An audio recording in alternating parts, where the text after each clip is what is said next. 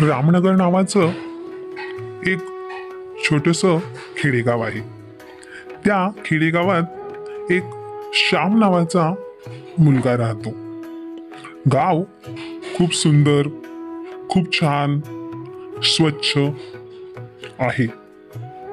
परंतु गावाची एक समस्या होती. गावामध्ये पाण्याची कमतरता होती. लोकांना खूप दूर दूर पाणी आणण्यासाठी जावे लागत. खूप दूर पायपीट करावी लागत होती. आणि हे मुलाने बघितले. एक दिवशी तो ह्या विचारात जंगलात गेला. जंगलात त्याने खूप वेगवेगळ्या प्रकारच्या वनस्पती बघितल्या. त्या वनस्पतींचा, तेथील झाडांचा त्याने अभ्यास केला. अभ्यास केल्यानंतर त्याच्या असं लक्षात आलं की या वनस्पतींपासून आपल्याला पाणी मिळत आहे. त्या वनस्पतींमधून पाण्याचे थेंब टपकत होते.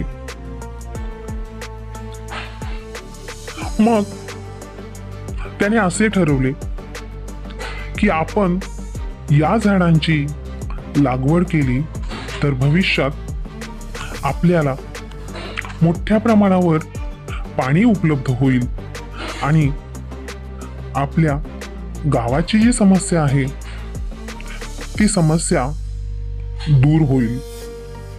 म्हणून त्यांनी या झाडांची लागवड केली. ही सर्व हकीकत त्याने आपल्या गावकऱ्यांना सांगितली. गावकऱ्यांना त्यावर विश्वासच बसत नव्हता.